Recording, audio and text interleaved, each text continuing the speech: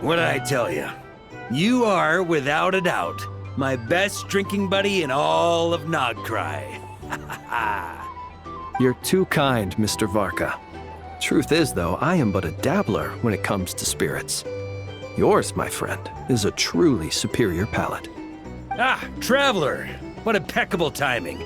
Fancy a drink? I believe something on the milder side would be suitable for you, Mr. Traveler. As it happens, Mr. Dimyon is away on business. Allow me to prepare your drink in his stead. What'll it be then? Something sweet? Or perhaps with a little tang to it?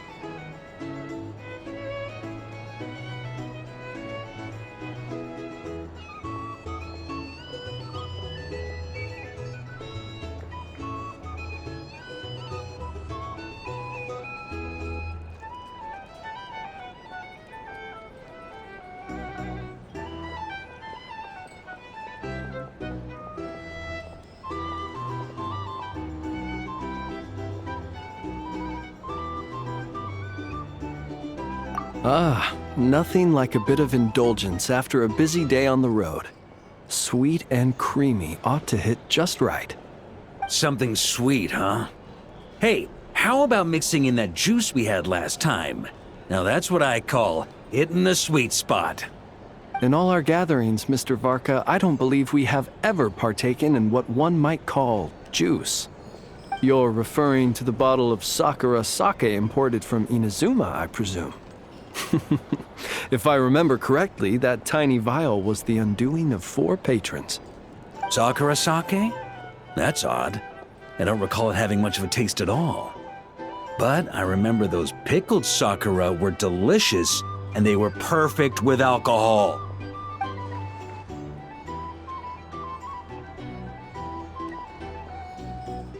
Here you go. It may be nameless, but I'm confident it'll lift your spirits. Miss Paimon, allow me to present this freshly squeezed juice. I've included a bit of pulp to further enhance its texture. Wow, thank you! Mr. Varka, have a sip of this. Oh, I get a serving too? What's this? The sobering up round after the party? This is... Oh, the taste of wolf hook! Where did you even get this? When? Your longing for Mondstadt is quite evident, and I happen to have an eye for such subtleties. In any case, I trust that this fruit shall bring you some measure of cheer. Not bad at all. Shame, though. Can't find anyone else to keep me company on marathon drinking sessions here in Notcry. That said, I don't think you've ever quite drunk your fill. If you're referring to the experience of being utterly absorbed in exquisite wine, allowing one's thoughts to wander freely and relishing the act of doing so, then I suppose... vanishes without a trace. But while certain robust spirits may ignite a blaze, I can't say it's ever really made me feel that way. Ha! That's only because the stuff we've got isn't strong enough. Like the fire water from Snezhnaya. You've definitely tried that before, right?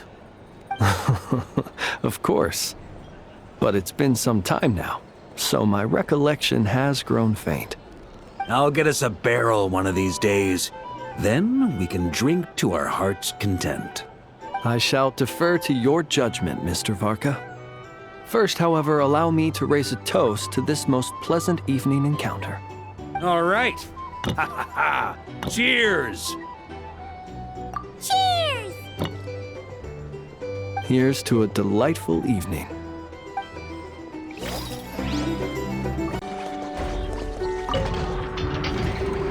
So, the wires go here, then there, then here, and then...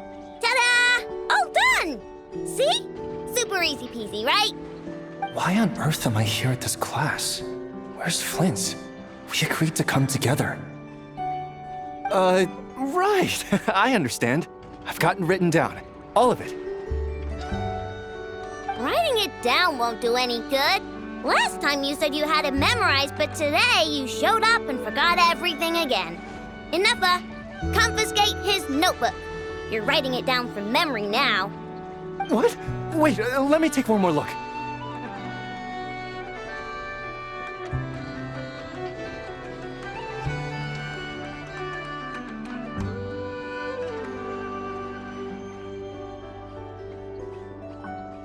You have taken multiple looks, but every look is directed somewhere different. I presume that you are attempting to find methods to evade the lesson. Such efforts are futile. All such methods have been rendered ineffective. But I haven't even said anything.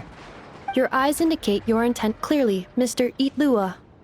For instance, you placed a partially finished crumb-cake in our workshop stove ahead of time. I hypothesized that your plan was to secretly take it out during the practical class to draw Aino's attention. However, I have already removed that crumb-cake. It can be reheated for consumption after class. How on earth did you find out?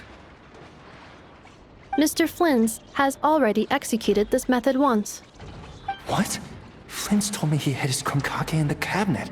How come he hid it in the stove, too? Also, you were carrying a bag of crushed small fish, Mr. Itlua. I believe that was an attempt to lure stray cats along the roadside as you walked.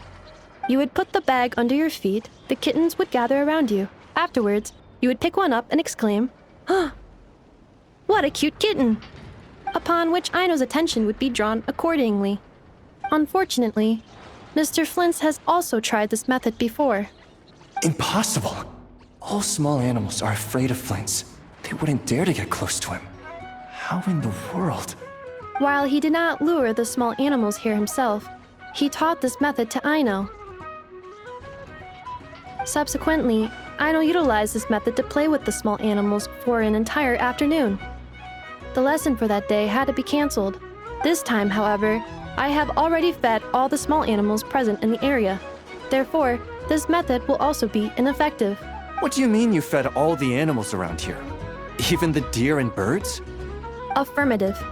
In order to preserve the learning environment, I have already fed all the small animals located within the vicinity. Every individual has been attended to. As such, please start writing down the circuit diagram we just covered.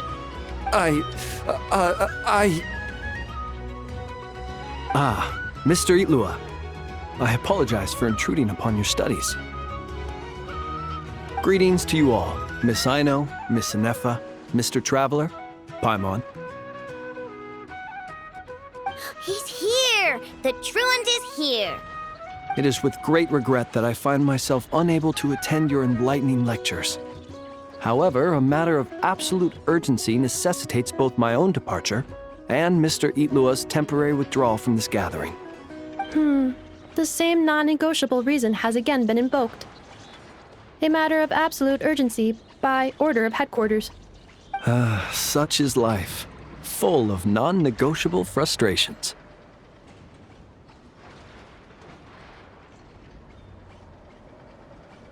Indeed, that is why we term them so. For they have a frustrating habit of arriving at the most inopportune of moments, catching us quite off guard. Now, young master, let us be on our way.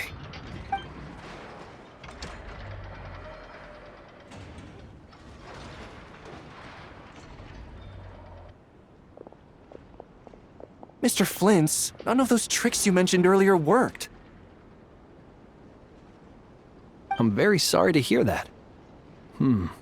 I'll make sure to share some new ones with you next time. Just a pity that after what just happened, another one of my best ones is now off the table for the foreseeable future.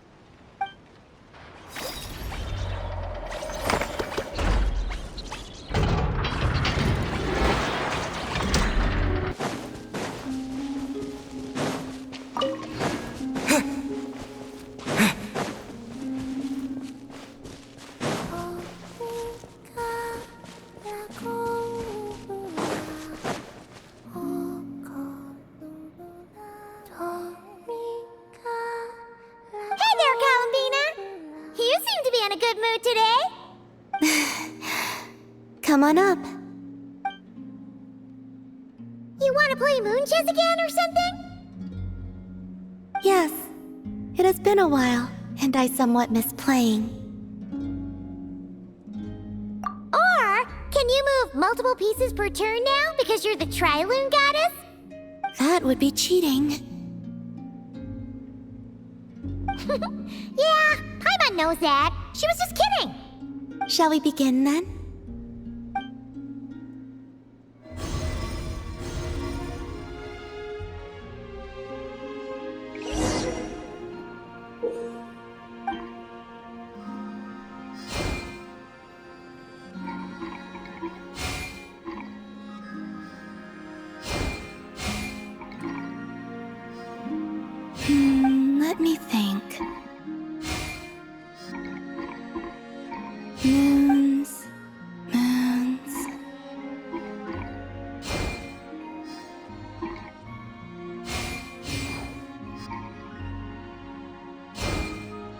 Looks like I won this round.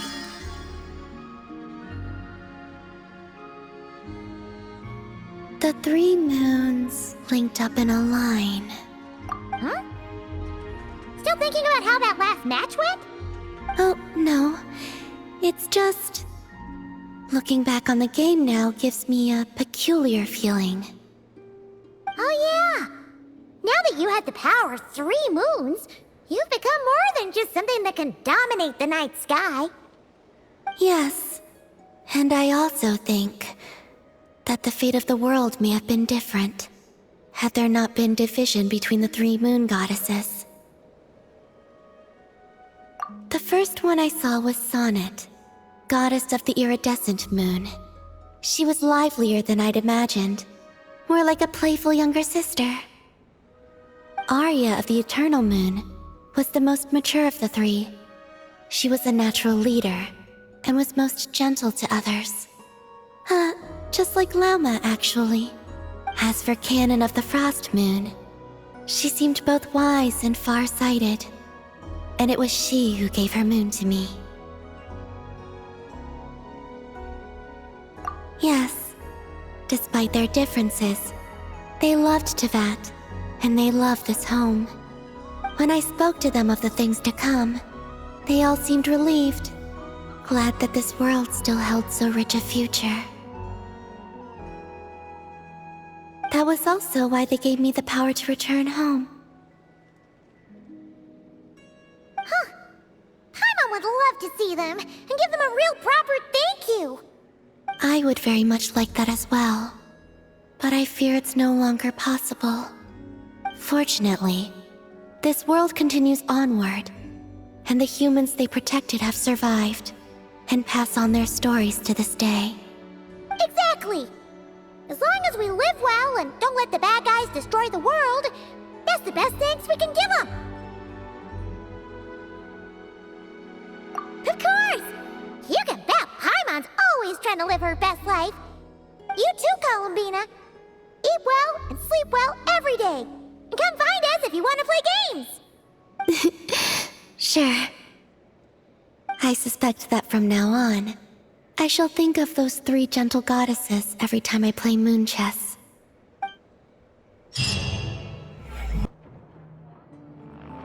So you can build them that big, huh? Amazing. It's just that... Oh, wow! Fancy meeting you here. Could this be my lucky day? Anywho, I'm here on vacation. After traveling around Sumeru with you, I've only gotten faster and better at making fireworks. Business has been slow lately since it's the off-season for fireworks. After stocking up the shop with supplies, I decided to go on a little adventure and seek some inspiration. The plan is to have tons of fun before summer arrives.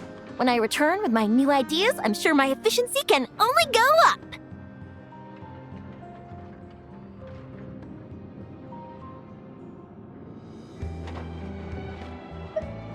Huh? Oh, right, of course. I've already figured it out. I just forgot for a moment. Got kinda caught up in our meeting and all, you know? I've gotten all the ideas from this trip.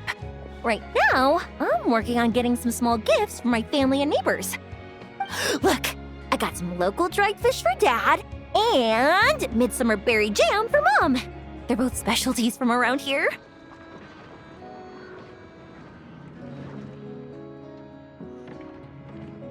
Right? Now, I haven't bought any gifts for the children yet, but I've heard there's an engineer named Aino around here. I heard she's super amazing! Word is that she built this cannon! I'm planning to pay her a visit and see if she can make some fun gadgets for the kids. I've also heard that she's a real free spirit, though. Won't take every commission, even if you offer her Mora. Should I bring something before visiting? I just don't know what she likes.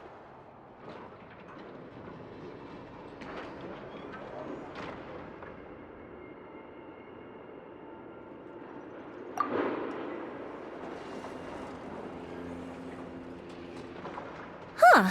So, Aino's a kid? And her family members are machines she made herself while living alone in her workshop all this time? That's amazing! The kid next door would cry non-stop if left alone for just one night. It would take the neighbors the whole day to calm things down after. By contrast, it seems like the people of Nasha Town already see Aino as a mature mechanic, not as a child who needs their coddling. Still, just how many nights did she have to spend all by herself before Nefa came into her life?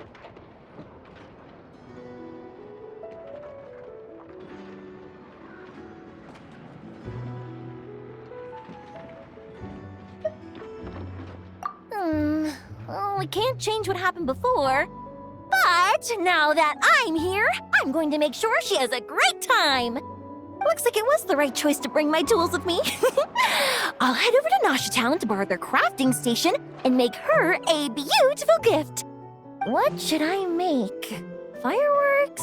Tumari? Or maybe a spinning top? You know what? I'll make them all.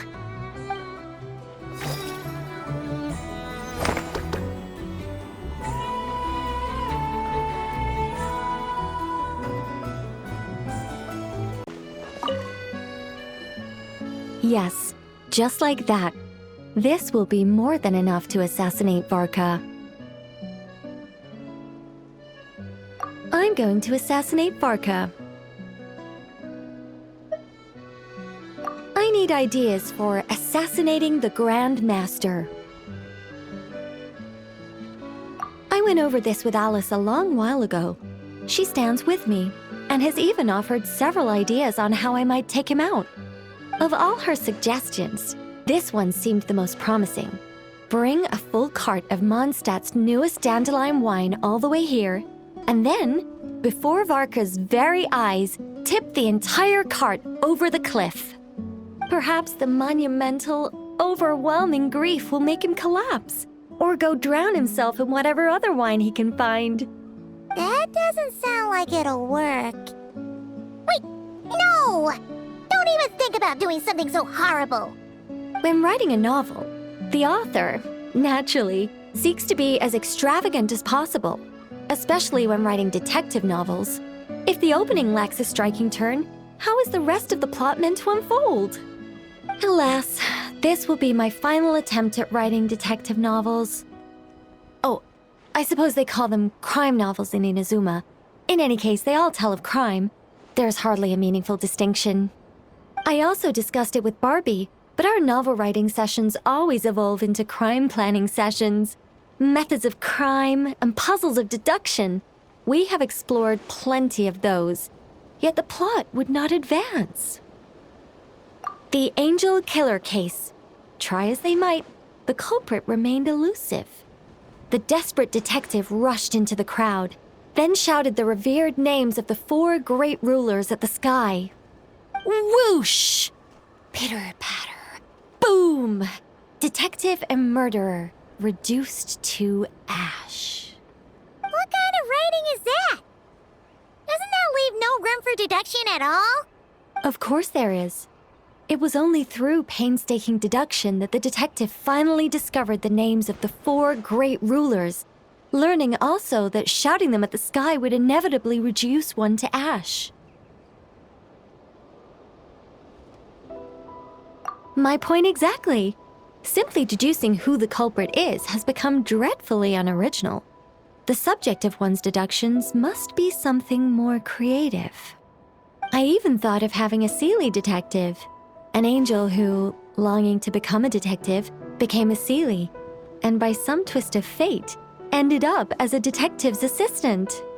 All Seelies love to guide people, so this one went about leading the detective from case to case. I found the idea rather interesting.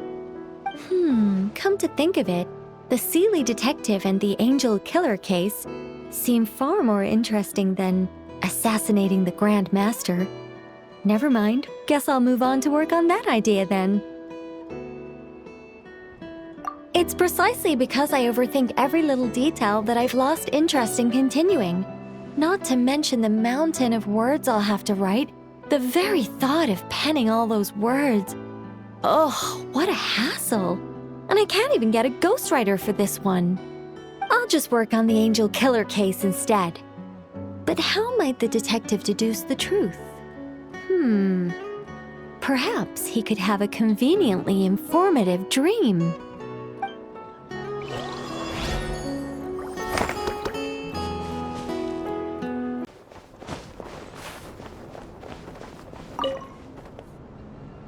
Well, Mr. Flint's, now we're completely out of options. Who on earth came up with the idea to have Miss Aino attend the big meeting at headquarters? It couldn't possibly have been her request, could it? It was me. You? Please tell me this is part of some new trick. It certainly is. When a solitary leaf takes to the breeze, it cannot fail but draw the eye.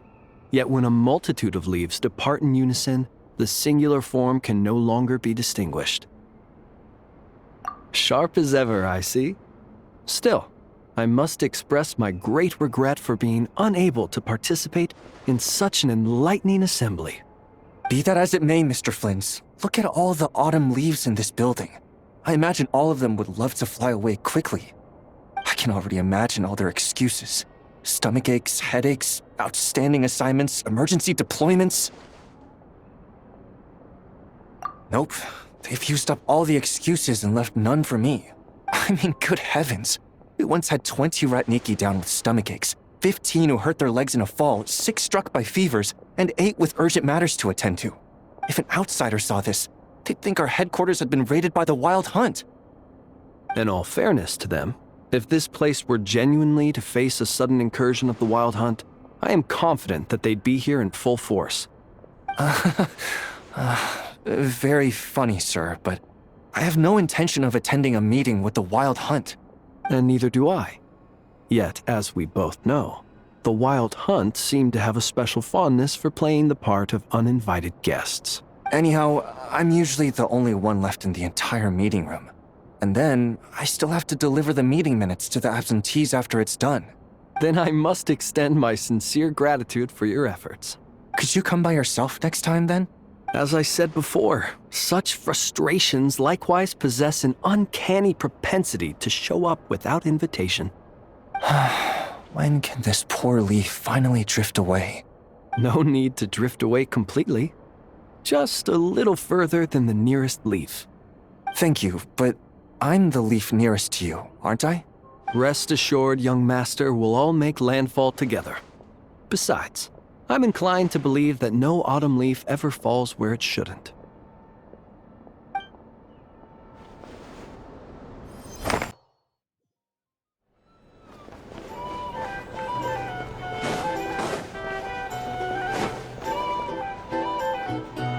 Lua, can't you just, sneak up behind those monsters with me and BAM! Take them all down? I can act 3 times in a round, and there are only 4 monsters in total. I'll take 3 down. You just gotta handle the last one. I can draw the monster's attention from the front, but sneak attacks... Well, there isn't much we can do.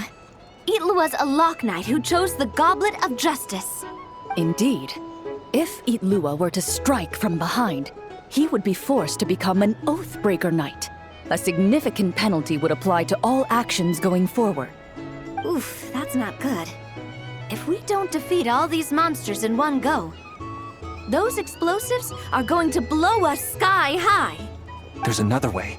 I can use Raging Torrent to dash straight into the thick of it, then detonate the explosives. No, that won't do it all. Your character would get wiped out that way. We finally managed to gather the party and have such a lovely time together. It would be such a shame if you were the only one who got wiped out. But if we don't do this, the character that you've been playing for so long might get wiped out too, Miss Navia. Wouldn't that be worse? I only just started playing. Please don't. Wait, I've got another trick up my sleeve. Navia, put that krumkake away. Uh-oh, that move was blocked too. These pieces on the table, and the stuff you were saying just now, you're playing. A savior has arrived! Right on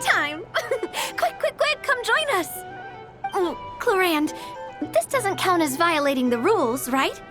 If he's willing to join us. Oh, by the way, we're currently playing on easy mode to accommodate the newcomers. Traveler, would you like to continue the adventure with us?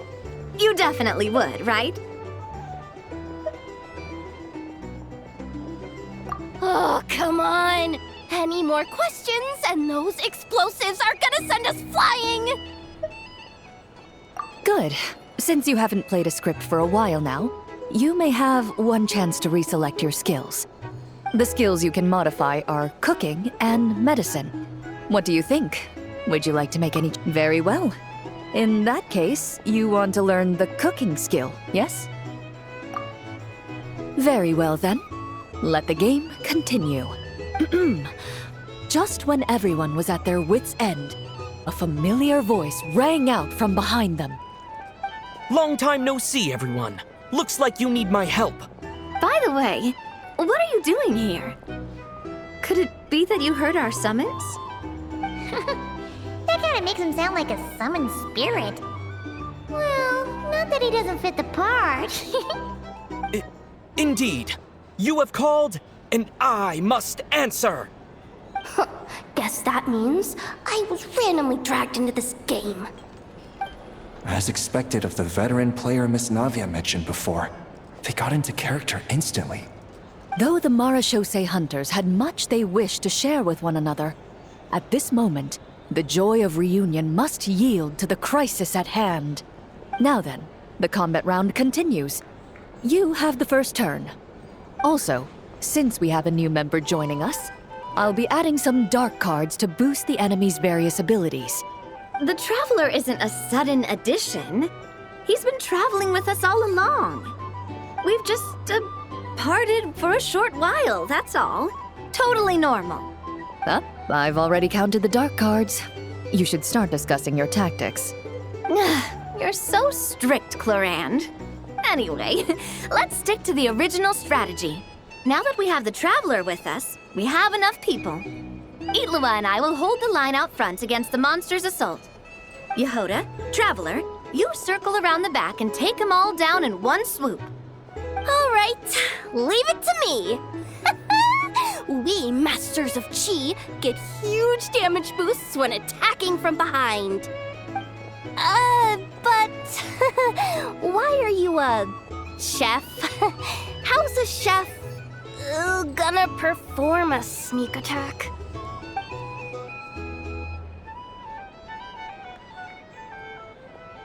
Correct. Your frying pan is a blunt weapon that, given the right card draw, can inflict prolonged stun effects on enemies. So that's how it is. Oh, these tabletop troop games really are complicated. Oh, you gotta have a lot of imagination. Coming up with a strategy already, huh? Nice work, Traveler. But let me say one more thing. Itlua, don't go charging in alone this time. I understand. A Lock Knight's duty is to protect their companions and be their shield. Sorry, I always can't help myself. Oh, don't worry about it. I can act 3 times in a round, so I'll definitely keep up with you. Just play however you want. All right, Itlua. We'll be counting on you. Then I shall use the skill attached to the Lock Knight's shield, Wrath of Righteousness. The Lock Knight raised their shield, chanting the knight's creed out loud. The monsters were completely captivated by the radiance of justice, and the fearless knight standing within that light. Meanwhile, the 2 companions lying in wait behind the foe seized this opportunity, preparing to launch their attack. You take the first swing, I'll hit right after.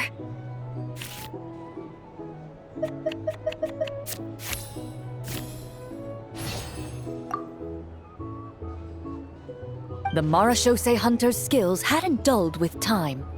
Nimbly, he leapt from the bushes and delivered a mighty blow to the enemy's head with his frying pan. Though the frying pan might be ordinary, the Marechaussee hunter was no ordinary chef. The enemy let out a grunt before collapsing completely. Nice! Okay, next Right.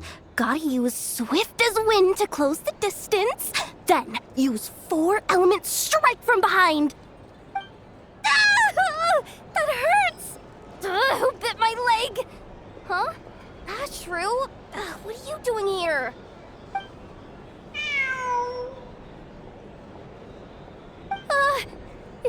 Is it this late already? Oh no, oh no! I completely forgot the task that Boss Neff asked me to handle! I'm sorry, I'm sorry, I can't play right now! Ashru! Wait for me! Hey, why are you running off so fast? Well, it seems we'll have to end our game here for today. Navia, put the monster sign back where it was. I saw that. Well, that's quite a long story. If we get the chance, we can sit down and discuss it in detail. Actually, didn't Itlua say he wanted to invite a colleague to play with us? Since this game's paused anyway, why don't we take this chance to go find him? The more people we have, the more fun we'll have. Mr. Flint's? Yeah, I'm sure he'll play with us if we go look for him. Oh, that's perfect. Come on, let's go buy him some gifts first, and then pay him a visit in person. Traveler, we'll let you know once we're ready. When the time comes, you have to continue the adventure with us. That's my trusty companion for you. Now, let's go pay Mr. Flint's a visit. What kind of gift should we get him?